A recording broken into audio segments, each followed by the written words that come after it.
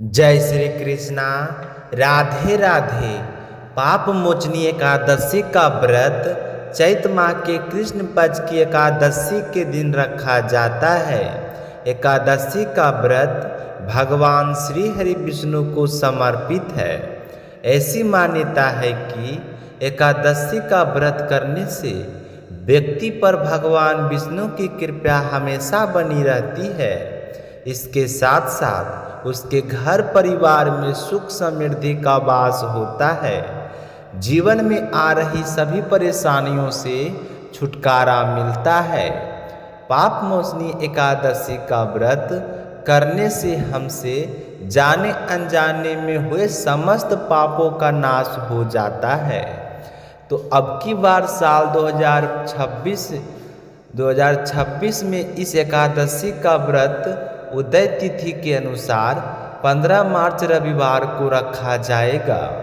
यह एकादशी तिथि 14 मार्च की सुबह 8:10 पर शुरू होगी और 15 मार्च की सुबह 9:16 पर समाप्त हो जाएगी। तो उदय तिथि के अनुसार 15 मार्च रविवार को ही व्रत रखा जाएगा। तो इस दिन आपको सुबह जल्दी उठकर स्नान करना है। उसके बाद में घर के मंदिर में श्री हरि विष्णु की फोटो के समक्ष एक शुद्ध घी का दीपक जलाना है और साथ में एक कलश पानी से भरकर रख ले और भगवान श्री हरि विष्णु को गंगा जल से अभिषेक करें और बाद में पुष्प और तुलसी दल अर्पित करना चाहिए। एकादशी के व्रत में श्री हरि विष्णु को तुलसी दल अवश्य चढ़ाना चाहिए। अगर हम तुलसी दल नहीं चढ़ाते हैं तो हमारी पूजा पूर्ण नहीं मानी जाती है। लेकिन इस बात का भी ध्यान रखें कि एकादशी के दिन तुलसी के पत्ते नहीं तोड़े जाते हैं।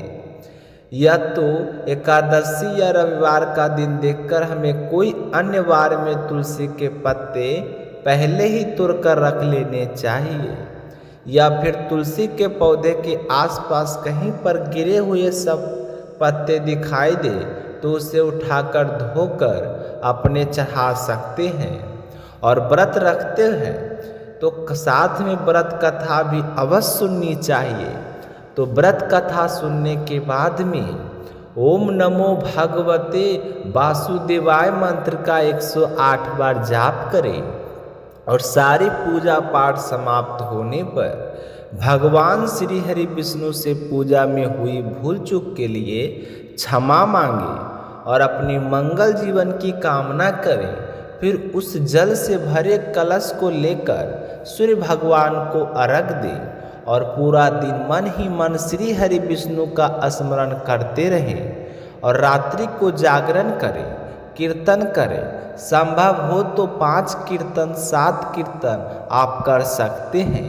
और दूसरे दिन द्वादशी को सुबह जल्दी उठकर स्नान आदि से निवृत्त होकर ब्राह्मणों को भोजन करवा के यथासंभव दान दक्षिणा देकर प्राचित मन से उन्हें विदा करें और उसके बाद में व्रत का पारण करना चाहिए।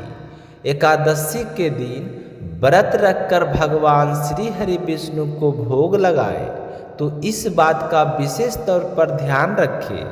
भगवान को सिर्फ स्वास्तिक चीज़ों का भोग लगाना चाहिए और भोग के अंदर तुलसी दल जरूर शामिल करना चाहिए। ऐसा माना जाता है कि तुलसी दल के भगवान विष्णु भोग ग्रहण नहीं करते। और एकादशी के दिन शाम को तुलसी के समक्ष एक घी का दीपक भी जलाना चाहिए। लेकिन तुलसी को इस दिन हाथ नहीं लगाया जाता है क्योंकि माँ तुलसी इस दिन श्री हरि विष्णु की पूजा में लीन होती है। अगर हम पौधे से छेड़छाड़ करते हैं तो उनकी तंद्रा भंग होती है जिससे वह हमसे नाराज हो सकती है। तो इस बात का आप भी ध्यान रखें।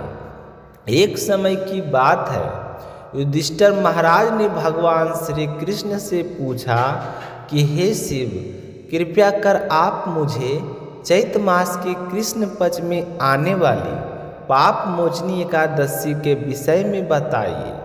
तो यह सुन मधुसूदन श्री कृष्ण बोलने लगे कि राजन, पाप मोचनी एकादशी के इस व्रत को करने से मनुष्य के समस्त पापों का नाश हो जाता है और व्यक्ति अष्ट सिद्धियों को प्राप्त करता है।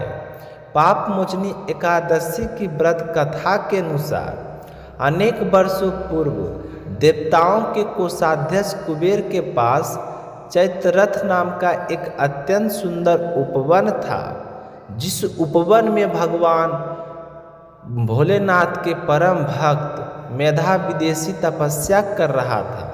अनेक अप्सरों ने उनके तपस्या भंग करने का प्रयास किया, परंतु वे निष्फल रहे। इसलिए उन मंजुघोषा नाम की एक अप्सरा ने ऋषि की तपस्या भंग करने का निश्चय किया, लेकिन मेधावी मुनि के आश्रम से कुछ दूरी पर वह मधुर बीना बजाने लगी और गाना गाने लगी, और मेधावी मुनि घूमते हुए उसकी ओर गए और उसे इस प्रकार गायन करता हुआ देख मोह के वशीभूत हो गए और उसके साथ रमन करने लगे।